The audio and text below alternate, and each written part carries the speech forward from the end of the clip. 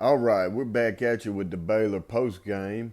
Sorry that it took me a couple of days to get it all together. It's just been a busy weekend with college football starting and big upsets across the board. We're not going to throw too much light on what they got going on in Tuscaloosa or Tallahassee, excuse me, but probably what's taking place in Tuscaloosa as well. We're going to focus on the Auburn Tigers today. So, big win, great to see. Lot of good, lot of good points to bring up about the game. Excited going into the rest of the season. Hey, we talked about this all summer with Baylor being game one, that it was going to be a test, and we could really use this game as a measuring point to kind of foresee what's going to come through the rest of the season. We were even going to know that, hey, we got a shot to be pretty good this year and start turning the tables a little bit, and or if we would have lost, that a lot of this looks the same and nothing's really changing, and it's time to start talking about who's coming in as the next head coach of the Auburn Tigers. But the latter did not occur. We ended up winning 38 to 24. 38 to 24. If you listen to my pregame, you'll remember that I predicted the final score to be 38 to 16 Auburn. So I was spot on with that 38 for the Auburn Tigers. I just felt like we were going to score. I felt like that offense was really going to do kind of what it did. I also didn't. If you go back and listen, I didn't say we were going to get much of the production out of the wide receivers that these prolific wide receivers we've been hearing about all summer.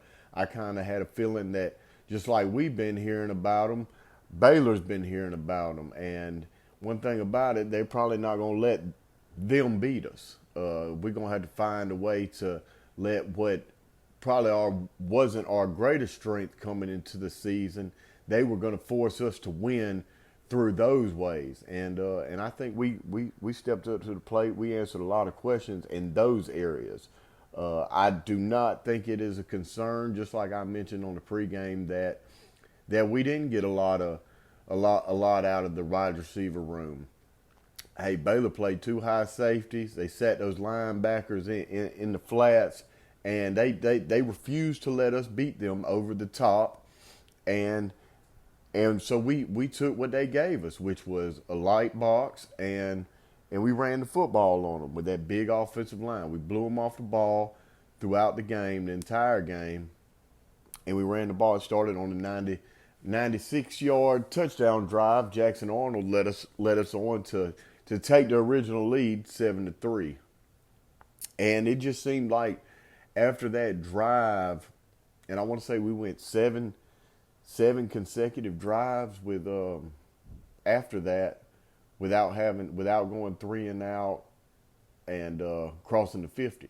Could be wrong, but did hear a stat like that. But regardless, it seemed like after that drive, that was I want to say Auburn's second drive of the game. It seemed like after that drive, we kind of realized that, hey, we're going to take what they give us. We're going to play patient, run the clock, run the ball, old style Auburn football. First down start stacking those first downs, first down after first down. And that's what we got. And it ended up with points because we took care of the football. We didn't commit penalties. And what happens when you take care of the football, you don't have negative plays, is eventually those first downs turn into touchdowns, or at least 3. So yeah, that I was excited about that. If you can remember, also I did say that there would be a fumble in the first half. Now, fortunately, Auburn was able to recover the fumble. We didn't lose the fumble, which I thought we would lose the fumble. I did call it to be a turnover, so I was wrong there. But fortunately, we did not lose that football, because that would have been a turning point in the game. If Baylor would have scooped that ball, there was nothing in front of them, so they would have scored, and I believe they would have tied the game up right there, and they did have a lot of momentum going into half, regardless, because of that play and because of a few other things, but they really would have came out screaming. I believe the game would have been tied up coming out of the half if they would have scooped and scored that. Not for certain. Don't quote me on that, but it would have been closer. That's for sure. That's a given. That's that series. Now I'm not trying to bash you, Freeze. Not doing that at all. I think Freeze coached an excellent game. Came out. I don't think he didn't force his wanting to throw the ball all over the field, his need to throw the ball all over the field, get the wide receivers, get Cam Coleman this many throws, get Malcolm Simmons this many throws, get Perry Thompson this many. He didn't have that set in stone, and I think in the past he has. So yeah, kudos to Hugh Freeze, man, for taking what they gave him and sticking to it, But the biggest concern I had out of Freeze with his coaching Friday night was right there before the half, if you can remember, and it sticks out to me more than just about anything with his coaching. And let me clarify this as well. This does not in any way outweigh the job he did Friday night. What I mean by that is he did a great job. He impressed me. He showed me that he can win football games by how he coaches. On the road, tough environment, good offense. He showed me that he can win football games. So this is not in any way saying that, oh, this is something terrible. This is just a point to bring up. And who knows if it would have went any other way. But it's about clock management and why we don't use timeouts appropriately. What I mean is, so before that fumble in the first half that we recovered back, I believe there was about 1:20 left on the clock. We needed to get some points right there before the half. It's big. We get the ball coming out of the half, and it's big. A field goal would have been great, and we're moving the ball just like we'd been since that second drive. We were on fire. We're moving the ball, and we get a first down. And I look at the little scoreboard thing and where it shows the timeouts, and I say, call timeout. And Freeze didn't call a timeout, which, some coaches don't believe in calling timeouts when the momentum's rolling. We just got a first down. We got Baylor on their heels. Why call timeout and give them a chance to catch their breath and get back out there.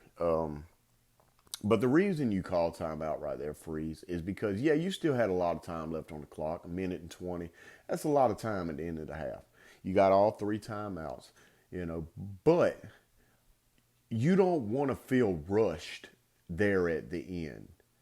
So if you call timeout and conserve all that 1:20 left, the clock eventually ran down to about 59 seconds before they got the next snap off. So that 20 seconds is a whole nother play.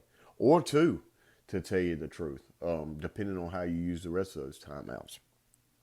And also, I could be wrong. I can't predict what would happen because it didn't happen. But I am highly certain that if Hugh Freeze does call timeout right there, that fumble does not occur. We go to the sideline. We talk about, okay, we crossed the 50. We want points right here. We reestablish what the mission is, what the goal is out of this drive. Right before the half, we need points. We reestablish that. We talk to our guys. Offensive line gets a little breather. We're not rushed. We're not hurried. We make a good play call. We got a good option. We put a good option in there if they line up in something we see different. There's just so much we could have done right there with that timeout that would have, one, kept time on the clock and kept us from being rushed going through that rest of the drive to ensure that we get points. Two, that fumble probably doesn't happen if we call that timeout right there. So not gonna harp too much more on that. That was the only question mark I had for Freeze Friday night. Rest of the game, Freeze, lights out, great job. Good to see. Good things are coming for Auburn football this year, and we saw that Friday night because Coach Hugh Freeze was coaching football, and that's something we hadn't seen in a while. So yeah, let's move. Oh, and one more thing to refer back to my pregame. I also said after that fumble that Freeze would get in their ass, and I don't know if he got in their ass, but I also said that there wouldn't be another sack. Auburn wouldn't give up another sack that game, and by golly, I was right. So just a little recap. I was right about the Auburn end of the score, 38. I was right by saying that we probably weren't going to see much out of this highly anticipated wide receiver combination we have. But don't worry, because it's coming. I just feel like Baylor wasn't going to let us just do that. I did say that there'd be a fumble in the first half. I did not say that we would recover it. I actually said that we'd turn it over. So partially right there. And I also said there would not be another sack the rest of the game. So some good highlights for what I predicted in the pregame, turned out to manifest a little bit throughout the game. So pat on the back. Let's move on. Hey, pleasant surprises. I said his name. Did I not say his name? Rayshawn Pleasant. Boy, you talking about shooting a cannon out of a... Ooh, I'm talking, I can't even get the words out of my mouth. When he cut up the left side of that field, boy, I was having flashes of Chris Davis getting it up the sideline and Jordan Hare on the kick six. I swear I could hear Rod Bramlett saying, there goes Davis. Well, there goes Pleasant Friday night. And boy, what a surprise. I knew it. I knew that this was a player that you're not going to keep him off the field. Defense, special teams, whatever it may be, he is a playmaker, and he wants to play football, and it showed Friday night. He had one pass interference call, which, hey, that's going to happen. I actually, if you look at the replay, he kind of stumbled a little bit out of the receiver's break, and what are you taught as a defensive back? If you're fixing to get beat, don't get beat, and that's what he did. Now, the boy ended up running a little comeback, and Pleasant was actually in good position, but he didn't know what he was going to run out of the gate, and the boy might have been running a go route. So Pleasant did what he was taught. He stumbled on the break, and we're not going to give up the big play. We'll give up 15 yards, but we're not going to give up the 50-yard bomb. No, sir. So not a bad play on his side. Play. If you watch him, he played good lockdown corner throughout the game. Another one I listed, Rayon Strader. Hey, we had a lot of passes completed on us. That boy Michael Trigg, look, he might be all Big 12 this year. I mean, he might be the best receiver in the Big 12. I'm willing to bet that, to tell you the truth. I hadn't seen all the Big 12 games so far, but that boy, I mean, he was giving me flashes of Michael Crabtree, Dez Bryant, those old school Big 12 receivers that are just big, physical, come across the middle, can take it to the house, hard to tackle. He gave me glimpses of that, and so yeah, he gave our secondary some struggles, and that's fine. But one thing I did notice is Rayon Strader didn't give up any big catches. Every time 13 came into the game, and the ball was thrown his way, he was breaking the pass up. He got hands on the ball, so kind of like I mentioned in my pregame, Rashawn Pleasant and Rayon Strader are ballers. They need to be on the football field, regardless of how that is. I think Rashawn Pleasant kind of solidified his spot in the return game, and heck, put him back there to return punts too. I mean, the boy, he's got blazing speed. He can get behind other teams, and when he does, you're not gonna catch him. So he's a playmaker. Get him out there and let him ball. Let him do what he knows how to do. Rayon Strader, hey, get him out there. Let him break up passes. Play great in the secondary. One of the only ones I feel like played great. Do have a few concerns about the secondary. Not too much concerned about all the completed passes across the middle. I'm really not too much concerned about that, because I feel like we didn't game plan for that. I feel like our linebackers will get better at dropping. I think that's what a lot of that came from. I think that was actually a good learning point. And I actually, and when you got the lead, when you have the lead like Auburn did throughout most of that game, you tend to try to keep things in front of you, and which that allows for the underneath pass, catch and run. Coming across the middle, keeping it in front of you. So I'm not too concerned about that part of them making all those plays across the middle. What I am concerned about with that is our tackling. In the back end, in the secondary, I saw Jay Crawford miss tackles. When you get your hands on them, there's no excuse. There's no excuse. Now, it's one thing if you beat and you can't get to them, but when you get your hands on these players and you don't wrap up, which I saw that a few times out of Jay Crawford, just kind of shoulder nudge and all that, you got to wrap up, son. This is big boy football.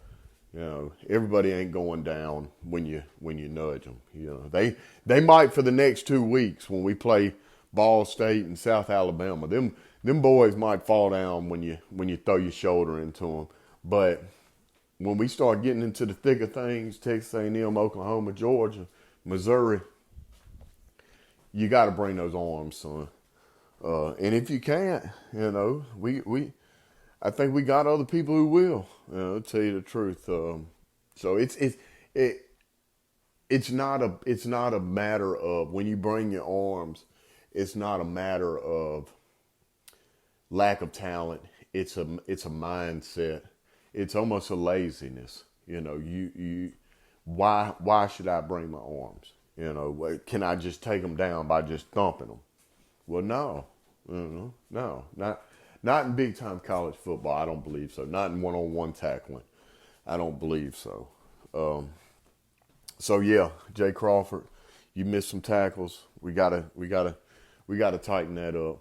We gotta get that together. Caleb Harris, hey man, I didn't want to hear this about you, or didn't expect this about you. You played lights out last year. You earned your way onto the field as a true freshman. And Caleb Harris kind of just went out there and laid an egg a little bit Friday night. He probably, I'd be interested to see the grades of the defensive backs after film. And I'd be willing to bet that Caleb Harris probably had the worst grade. And you're supposed to be a veteran guy, Caleb Harris, that's coming back, that plays in a leadership role. Caleb Harris is position is designed to line other guys up to make sure that they're in position, and he wasn't even in position.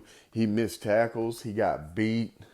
He he just he blew the coverage. I mean, I feel like that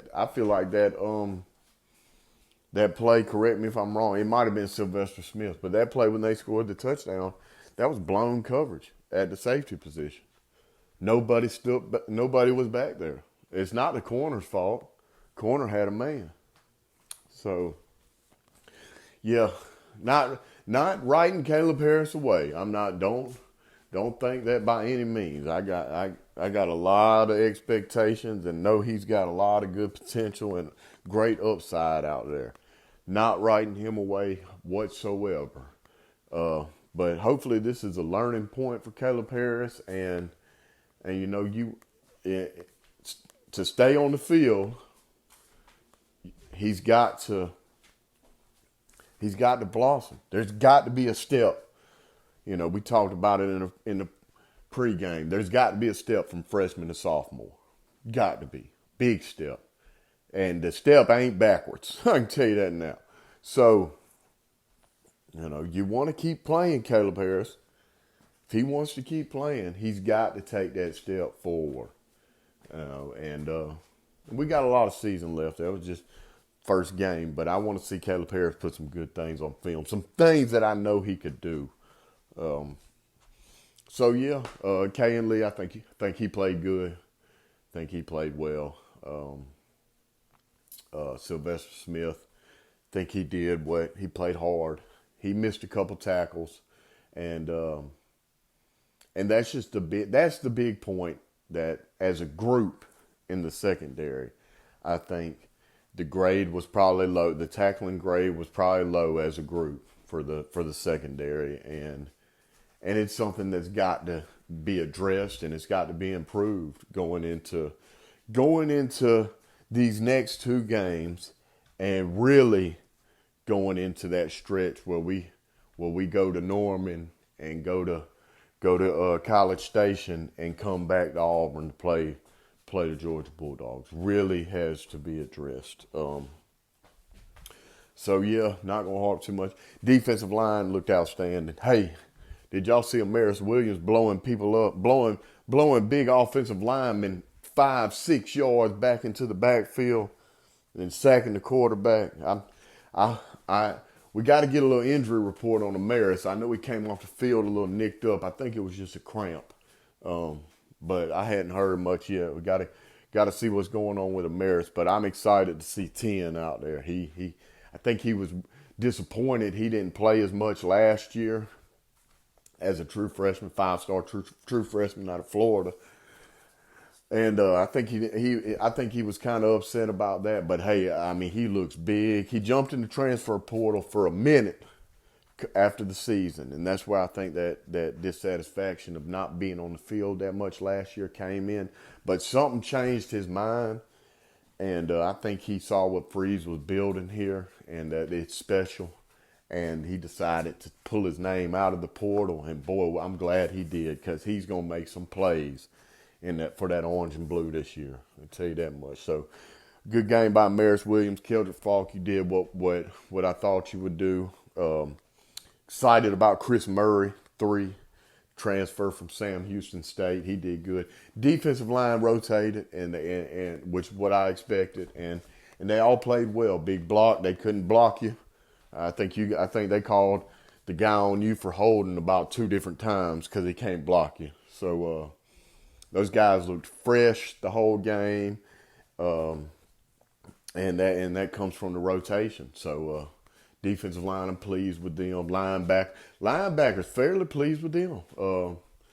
Covering the middle of the field, we'll get some schemes. We'll get some schemes going, and hey, maybe it was just designed to leave that open, the scheme. And now I don't think it was designed to not tackle after they caught the ball, but I think maybe, just the scheme of what we were doing Friday night kind of left that middle open a little bit, and we kind of, just like they gave us the run, we might have gave them that, Sometimes with defense, you got to give and take.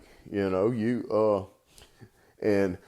you got to be creative. Excuse me. You got to be creative and find ways to win downs. And sometimes it's a bit of a guessing game, and good offensive coordinators are going to see where you're weak at and what you schemed around, and I think they did that, and they found something that was working, and they stuck to it. So just like we found something that was working with the run, and we stuck to it, they did too. And that Michael Trigg across the middle, and some other ones, they worked and they stuck with it. So not too concerned about that going forward. Special teams. Hey, boy, we made some field goals, McPherson. Big one. We made a big one. And that was a part of what I was pleasantly surprised with Freeze. Freeze, if you can recall, we had like a 4th and 3 when the score was 7-3 in the first half. We had a 4th and 3. 4th and short. Close to the goal line. Probably on the 12-yard line. Close to the goal line. Everything in Freeze's mind probably told him to go for it right there. But he had faith in his kicker. He sent him out there. We put 10. We turned that 7 into 10. Kept the momentum. We didn't get stuffed trying to run the ball up the middle, because that's a tricky down. 4th and 3 or 4 with on the 12-yard line going in. I mean, there's limited room for what you can do back there. You don't have much field in front of you to work with. So you're almost forced to run the ball. And the defensive coordinators, defensive-minded teams, Coach Aranda is a good defensive mind, understands that, the field and where you are and what you probably can and can't do.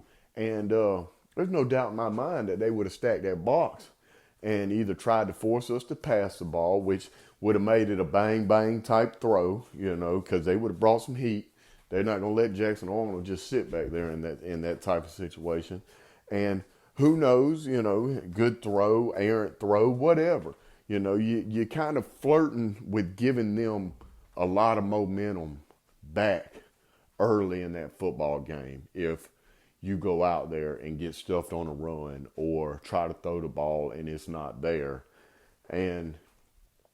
Or you can go out there and kick a safe field goal that, we wanted 6, but hey, it's early in the game. We'll get 6 later on, Let's extend this lead a little bit, keep the momentum we got, and put the defense back out on the field. We'll get the ball back, and that's what we did. And kudos to Coach Freeze. Hey, you're growing up, son. You are growing up in the SEC, Coach Freeze. You're not making the same mistakes that I've seen you make the past couple of years on deciding when to go for it and when not to go for it. Now, if McPherson said, we got an interesting situation with McPherson and Towns Magoo, who I don't know if he's gotten any better. He was terrible last year kicking field goals. So we do have an interesting situation with these field goal kickers that we got. But obviously Freeze was comfortable enough to put him out there to kick that 30-yard, 25-yard field goal. And he went out there, he made the kick, we kept the momentum, and that didn't turn out to be a bad play for us. Detrimental type of scenario, where opposing teams have the opportunity to change the course of the game. That didn't turn out to be one of those types of situations, and that's because you did the safe thing, Coach Freeze, and you kicked the field goal, got points, and got our defense back out on the field. So, only concern I have on special teams, hey, what are we doing on the punt team with all these false starts and not lining up with 7 men on the line and not enough men on the line of scrimmage, illegal motion? I don't know, but we had 2 of those. I think the first 2 times we punted, we got called for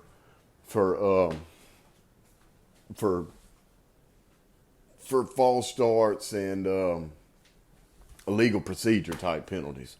So that's the point we got to address. The staff's got to address. Coach Freeze get involved with those special teams a little more. That can't happen. That can't happen.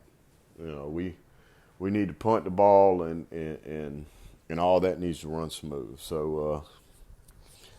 So yeah, hey, hadn't talked about much about Jackson Arnold, and we've been on the defense quite a bit, but Jackson Arnold, boy, spurts of Nick Marshall, spurts of Bo Nix. Hey, boy, you came out there and Jackson Arnold did his thing. He answered the critics by how he played football.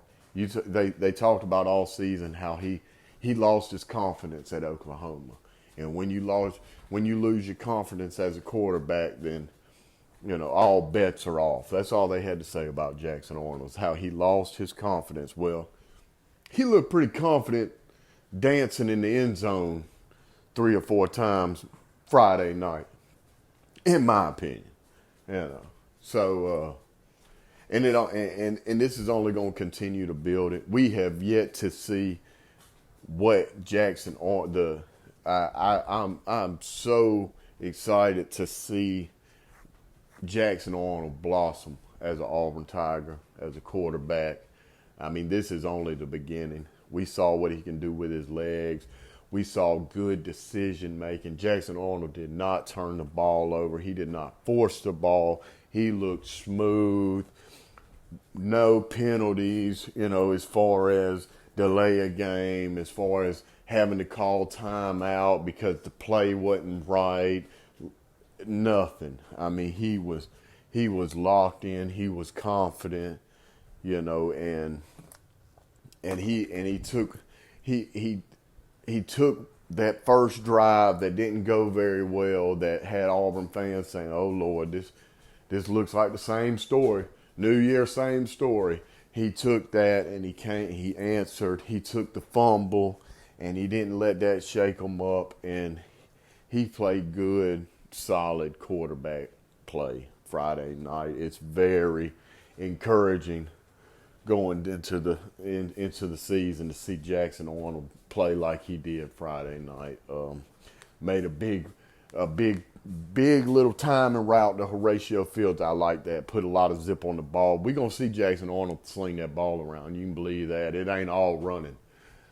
So he's going to get those receivers involved. As soon as we start playing teams that don't want to give us the run and want to load the box up and force our big players to beat us, those good receivers we got, and as soon as we start playing those teams that feel confident in their one-on-one coverage and their corners, and they start sending the house at Jackson Arnold, and we have to start developing short routes and developing things downfield.